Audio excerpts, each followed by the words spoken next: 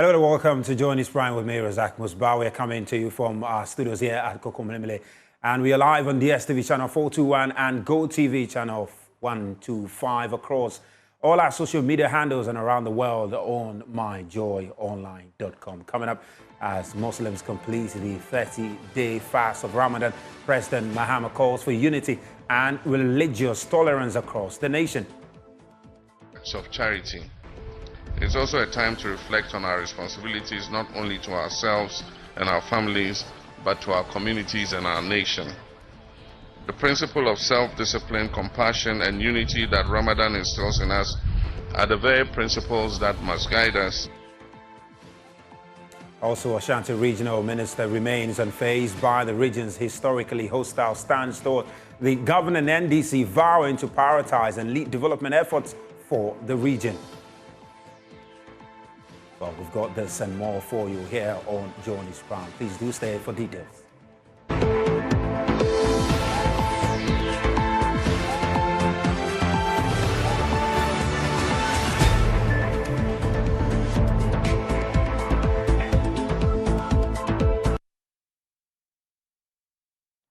Well, let's start from Parliament, where the Speaker of Parliament, Alban Bagwin, has issued a strong warning to members of Parliament, urging them to safeguard the independence of the Legislature against what he describes as undue interference from the executive and judicial arms of government. Addressing lawmakers ahead of the parliamentary recess, the Speaker stressed the need for MPs to remain vigilant and assertive in upholding the principles of separation of powers. He cautioned that any encroachment by the other arms of government could undermine parliamentary democracy and weaken the institution's ability to effectively perform its oversight, lawmaking, and representational roles. Ghanaians witnessed a new tone and style of debates in Parliament. I've been here since January 1993, and I know what I'm talking about. But I want to caution the leaders against the dangers of political polarization, erosion of public trust, fragmentation of the institution, and threats to national security. This could push it into the hands of the executive or judiciary. If we continue to go the way we are going, we will be subsuming ourselves under the executive or the judiciary. Or if you are unable to resolve your own differences, others will resolve it for you. And that will erode the public trust and confidence in the institution of Parliament. Now, the Ashanti Regional Minister, Dr. Frank Amakwehene, says he remains unfazed by the region's historically hostile stance towards the governing NDC, vowing to prioritize and lead development efforts for the region. The region, considered the political World Bank of the opposition New Patriotic Party, continues to remain a political pillar, though the NDC made inroads in the last election. Addressing the tertiary education network of the NDC, Dr. Amakwehene says he is undeterred by the opposition he faces in the region. As regional minister and the representative of government and His Excellency the President, to make sure that the region flourishes and the government business thrive in the region, I am here to make sure that everything that concerns you and concerns team and concerns the youth work is something that definitely will concern you. So I'm here to make sure and give you that assurance that anytime, any day, knock on my doors, I'm there to make sure I provide the support that you need for the activities. As regional minister and in a very hostile region, in this region, if you take, say, 10 people, you have 6 of them, as it stands now, being with the opposition, and 4 being with the ruling government. And it's extrapolating from the results we had from the last or the previous elections. With that in mind, you should definitely expect that if there is any region that will be out and loud and the greatest critic of of this government definitely will come from the Ashanti region. And if you see us still doing our best, don't think that, oh, these people, everything you do or anything you do for them, they will still talk, well, are you still putting in your best and all that. Even if no one appreciates our efforts, remember that we have at least 4 out of 10 people in Ashanti region who appreciate what His Excellency the President is doing for the good people of Ashanti. Now, as Muslims across the country and indeed the world conclude the holy month of Ramadan, President John Dramani Mahama has called on Ghanaians to embrace unity and religious tolerance to foster national peace and development. At an iftar event with the National Chief Imam and other Muslim leaders, President Mahama commended the Muslim community for their devotion, self-discipline and commitment to the principles of Ramadan, which emphasize compassion, generosity and spiritual renewal. He urged all citizens, regardless of their religious backgrounds, to draw inspiration from these values in promoting social harmony. Ensuring fairness, justice and development for all remains strong under the Reset agenda. We are focused on rebuilding our economy, restoring social justice to our nation, and creating opportunities for all, including our Muslim communities. As we reflect on the past and look to the future, I want to highlight some of the critical steps we've taken already and the promises we are committed to fulfilling to ensure that our Muslim communities thrive under the Reset agenda. One of the major challenges facing Ghanaian Muslims was the rising cost of performing the Hajj pilgrimage. Recognizing this burden, our government took decisive action to reduce the Hajj fare from a high of 75,000 Ghana cedis to 62,000 Ghana cedis, allowing more Ghanaian Muslims, especially the elders and those who have saved for years, to embark on this important religious journey. This intervention aligns with our broader goal of ensuring fairness in national policies and making sure that all citizens, regardless of their financial status, can fulfill their spiritual obligations. For years, Ghanaian pilgrims preparing for Hajj faced poor accommodation and logistical difficulties before they embark on the holy journey. Under the Reset agenda, the Ghana Airport Company is constructing a transit terminal which would be used as a Hajj village during the Hajj period and as a comfortable transit center before departure. But let me point out that the transit center will be available in periods after Hajj, outside Hajj, to other passengers in transit through Kotoka Airport. Now, the president further called on faith leaders to continue fostering interfaith dialogue and cooperation, emphasizing that Ghana's strength lies in its diversity. He also announced some interventions by his government to reset the economy. As we believe that a nation can only develop when its people are empowered with knowledge and skills, we have integrated Islamic schools into the mainstream education system to ensure that Muslim children receive quality education without compromising their religious identity. We will construct community-based senior high schools in Muslim-dominated areas to increase access to secondary education. We will provide scholarships to brilliant but needy Muslim students to study in higher education both locally and abroad, especially in areas of medicine and engineering. By investing in education, we're investing in the future of our Muslim communities, ensuring that the next generation is well equipped to contribute to national development. There are several programs we are rolling out, and we expect that our youth in the Muslim communities will participate. You're watching the JoyNews Prime here with me, Razak Musbah. We'll take a quick break. We'll be back with more. Please do stay.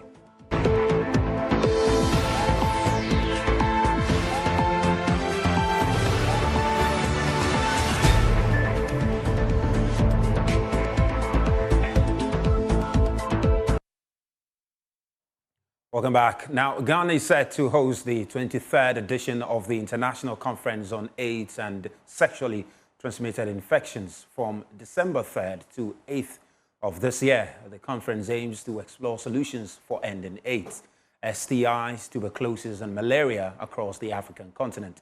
Jennifer August has more in the following report. The International Conference on AIDS and Sexually Transmitted Infections is a major platform for addressing HIV, STIs, and other public health challenges with a focus on strengthening Africa's health systems. President of the Society for AIDS in Africa, Dr. David Pagwesese, emphasized the urgent need for African countries to develop independent solutions for combating HIV and AIDS, especially as the U.S. has frozen its financial support. Of managing HIV, TB, and malaria in their own countries. Yes, we've been dependent on donor funding. Some countries, to the extent of 80% of their programs being donor funded. And clearly that has always been a security risk for those countries. Now it is a wake-up call for Africa, and indeed for the rest of the third world, that you cannot depend sustainably on donor funding. Director General of the Ghana AIDS Commission, Dr. Prosper Kambon, revealed that Ghana's current HIV prevalence rate stands at 1.6%. In Ghana, the national prevalence is put at 1.66%. And if you take a population of 33 million people, we are talking of over 550 people likely to have HIV/AIDS. But in a database, what we have as people diagnosed with AIDS is about 350,000. So there's still a gap of undiagnosed people. The 1.66 is the national average. The conference also served as a platform for stakeholders to address preparations and finalize the event's agenda. Vice President of the Society for AIDS in Africa, Professor Mohamed Chakron, highlighted the financial struggles Africa faced in the health sector, stressing the need for innovative funding solutions. What I want to say is this ICASA is coming in a very different context from ICASA 2023. The context is very challenging now, and the most important point to be reflected in ICASA 2025 is the tough times we are experiencing with the financing issue of the global health. After freezing of U.S. external assistance. Now, the Presbyterian Hospital Agogo, reflecting on the success of 2024, is aiming to soar higher in its healthcare target to meet the growing demands of patients. During the 2024 Annual Performance Review and 2025 Management Refresher Training, the hospital courted the support and assistance of stakeholders and partners to improve care delivery. There's more in the following report. The Presbyterian Hospital Agogo is renowned for being second to the Komfanochi Teaching Hospital in performance outputs in the Ashanti region. With a staff population of 1,465, the hospital served 248,630 outpatient cases, performing 4,674 surgeries, and facilitating 3,382 deliveries in 2024. At the Presbyterian Nursing and Midwifery Training College, 216 registered general nurses and 154 registered midwives were presented for examination, achieving pass rates of 82.8% and 88.3% respectively. This highlights the hospital's commitment to training skilled healthcare professionals. General Manager Reverend Ezekiel Amadu Daribi says effective partnership and the support of stakeholders have accounted for the hospital's improvements in the healthcare provision. He urged the staff to reflect, innovate, and uphold compassion and excellence in their mission to heal and serve patients and society. This gathering and the following activities serves as a moment of reflection for us. And also, it offers us the opportunity to dialogue to meet the demands and expectations of the health seeker, the catchment area. But actually, may I therefore seize this opportunity to call on all our partners and the government of the day to deepen its support and collaboration with the Presbyterian Health Service, most especially the Presbyterian Hospital Agogo, which will turn 94 years on Friday, March 21st, 2025, and 100 years in 6 years to come. The 2024 Annual Performance Review and Refresher Management Training for the Presbyterian Hospital Ago was themed Strategies to Increasing Good Clinical Outcomes, Our Collective Responsibility. Director of College of Health and Wellbeing at Kintampo, Reverend Dr. Papa Popolampo, admonished staff to uphold data keeping, confidentiality, and procedural caregiving. That whatever is wrong with them, they will be able to tell you, and that will help you to be able to help with their diagnosis and manage them so that they can have a review of their ailments. In the same way, there are things that go on that people are not confident enough with what they do. They need to educate themselves. Continuous professional education, you must be confident in whatever you do, so that once you see this and it's even beyond your age, you can refer to whoever goes. But the fact still remains, and you must know what you can do and how you can do it. Then that confidence will instill in the patient into it. And you must be very constructive in what you do. When the thing doesn't go right the way it is, say that this could have been better this way, then profess other opportunities for the person, so that you don't just go chastising people without giving them some hope and opportunity to be able to get it wrong. For Joy News, my name is Clinton Yeboah. Now, as Ghana celebrates Heritage Month in this month of March, the Gaming Commission of Ghana is championing the promotion of indigenous Ghanaian cuisine through a cooking competition aimed at showcasing the country's rich culinary heritage. Jennifer August was there for the event and has more in this report. Ghanaian cuisine is more than just food. It tells stories of tradition, brings communities together, and reflects the diverse cultures that make up our nation. The Heritage Month cooking competition brought together cooking enthusiasts to celebrate and preserve these cherished flavors. Acting Director of the Gaming Commission, Emmanuel Quino, emphasized that the initiative seeks to encourage the consumption of local dishes while celebrating Ghana's deep-rooted cultural identity. We've already informed the minister. Initially, we wanted to do, Ministry of the Interior has 11 agencies under it. And we had even wanted to organize it as an inter-agency competition. We already informed the minister. So next year, we'll see all the agencies, 11 agencies, all of us coming together, organizing the inter-agency competition. That one, I want to make it big, so that at least it will further project the Heritage Month that we all seeing. The competition featured 5 groups representing the Ashanti, Northern, Southern, Western and Volta zones, each showcasing signature dishes from their regions. A judge for the event, Elizabeth Akosia-Japon, stressed that cleanliness is a key scoring criterion, reinforcing the importance of hygiene in food preparation. Most of the time, when you're cooking as a woman, make sure that your time. Secondly, how you keep your place neat. And thirdly, the way you present the food. Also, I was looking at.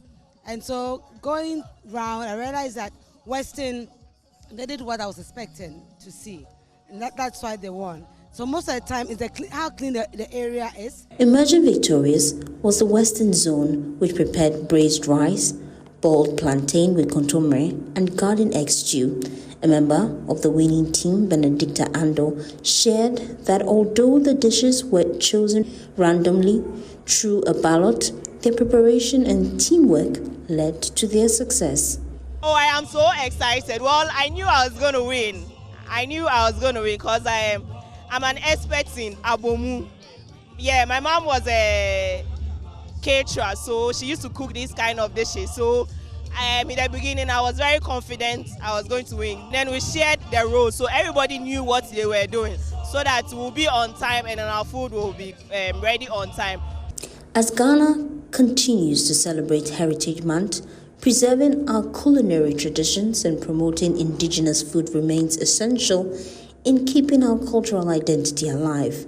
Jennifer August's report read to you.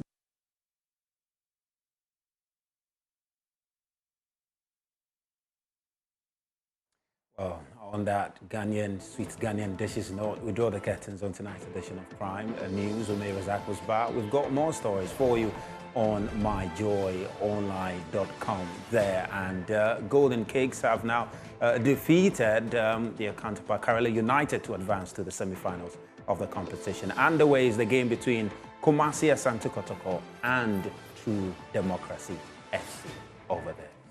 Coming up is the probe at 8, and Carlos Calorni will be here. Stay.